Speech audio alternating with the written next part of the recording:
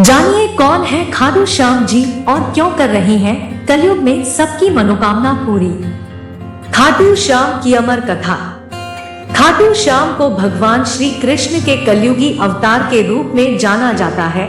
ऐसा कहे जाने के पीछे एक पौराणिक कथा हाथ है। राजस्थान के सीकर जिले में इनका भव्य मंदिर स्थित, जहां हर साल बड़ी संख्या में श्रद्धालु आते हैं। लोगों का विश्वास है कि बाबा श्याम सभी की मुरादें पूर्ण करते हैं और रंग को भी राजा बना सकते हैं। कौन है बाबा खाटू श्याम? बाबा खाटू श्याम का संबंध महाभारत काल से माना जाता है। यह पांडुपुत्र भीम के पौत्र थे। ऐसी कथा है कि खाटू श्याम की अपार शक्ति और क्षमता से प्रभावित होकर श्री कृष्ण ने इन्हें कलयुग में अपने नाम से पूजे जाने का वरदान दिया।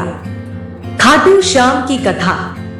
लाक्षागृह की घटना में प्राण बचाकर वन वन भटकते पांडवों की मुलाकात हिडिंबा नाम की राक्षसी से हुआ।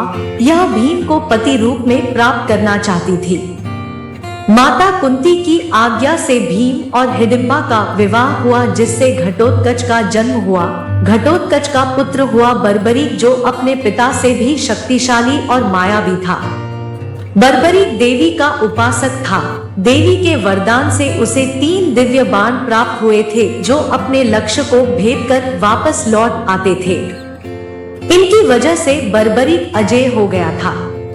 महाभारत के युद्ध के दौरान बर्बरीक युद्ध देखने के इरादे से कुरुक्षेत्र आ रहा था। श्री कृष्ण जानते थे कि अगर बर्बरीक युद्ध में शामिल हुआ तो परिणाम पांडवों के विरुद्ध होगा। बर्बरीक को रोकने के लिए श्री कृष्ण गरीब ब्राह्मण बनकर बर्बरीक के सामने आए। अनजान बनते हुए श्री कृष्ण ने बर्बरीक से पूछ कि तुम कौन हो और कुरुक्षेत्र क्यों जा रहे हो। जवाब में बर्बरीक ने बताया कि वह एक दानी योद्धा है, जो अपने एक बाण से ही महाभारत युद्ध का निर्णय कर सकता है। श्री कृष्ण ने उसकी परीक्षा लेनी चाहिए, तो उसने एक बाण चलाया, जिससे पीपल के पेड़ के सारे पत्तों में छेद हो गया। एक पत्ता श्री कृष्ण के पैर के नीचे था, इसलिए बाण पैर के ऊपर ठहर गया। श्री कृष्ण बर्बरीक की क्षमता से हैरान थे और किसी भी तरह से उसे युद्ध में भाग लेने से रोकना चाहते थे। इसके लिए श्री कृष्ण ने बर्बरीक से कहा कि तुम तो बड़े पराक्रमी हो, मुझ गरीब को कुछ दान नहीं दोगे। बर्बरीक ने जब दान मांगने के लिए कहा तो श्री कृष्ण ने बर्बरीक से उसका शीश मांग लिया। बर्बरीक समझ गया कि यह ब्राह्मण नहीं कोई और है और वास्तविक परिचय देने के लिए कहा। श्री कृष्ण ने अपना वास्तविक परिचय दिया तो बर्बरीक ने खुशी खुशी शीश दान देना स्वीकार कर लिया।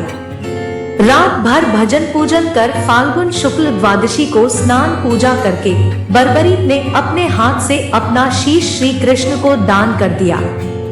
शीश दान से पहले बर्बरीक ने श्री कृष्ण से युद्ध देखने की इच्छा जताई थी, इसलिए श्री कृष्ण ने बर्बरीक के कटे शीश को युद्ध अवलोकन के लिए एक ऊंचे स्थान पर स्थापित कर दिया।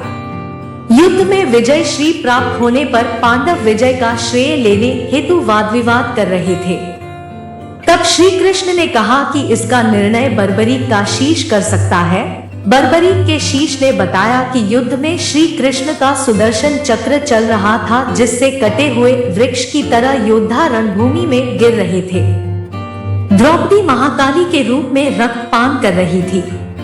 श्री कृष्ण ने प्रसन्न होकर बर्बरीक के उस कटे सिर को वरदान दिया कि कलयुग में तुम मेरे श्याम नाम से पूजित होगे। तुम्हारे स्मरण मात्र से ही भक्तों का कल्याण होगा और धर्म, अर्थ, काम, मोक्ष की प्राप्ति होगी। स्वप्न दर्शनोपरांत बाबा श्याम खाटू धाम में स्थित श्याम कुंड से प्रकट हुए थे। श्री कृष्ण विराट शालिग्राम रूप में संवत 1777 से खाटू श्याम जी के मंदिर में स्थित होकर भक्तों की मनोकामनाएं पूर्ण कर रहे हैं। हर साल लगता है खाटू श्याम मेला। प्रत्येक वर्ष होली के दौरान खाटू श्याम जी का मेला लगता है। इस मेले में देश विदेश से भक्तजन बाबा खाटू श्याम जी के दर्शन के लिए आते हैं। इस मंदिर में भक्तों की गहरी आस्था है। बाबा श्याम हारे का सहारा, लखदातार खाटू श्याम जी, मोरविनंदन, खाटू का नरेश और शीश का दानी, इन सभी नामों से खाटू श्याम को उनके भक्त पुकारते हैं। खाटू श्याम जी मेले का आकर्षण यहाँ होने वाली मानव सेवा भी है। बड़े से बड़े घराने के लोग आम आदमी की तरह यहाँ आकर श्रद्धालुओं की सेवा करते हैं। कहा जाता है ऐसा करने से पुण्य की प्राप्ति होती है। खाटू श्याम जी के चमत्कार। भक्तों की इस मंदिर में इतनी आस्था है कि वह अपने सुखों का श्रेय उन्हीं को देते हैं। भक्त बताते हैं कि बाबा खाटू श्याम सभी की मुरादें पूरी करते हैं। खाटू धाम में आस लगाने वालों की झोली बाबा खाली नहीं रखते हैं। दोस्तों, वीडियो को लाइक करें, शेयर करें और चैनल को सब्सक्राइब अवश्य करें। धन्यवाद। जय खाटू श्याम बाबा की।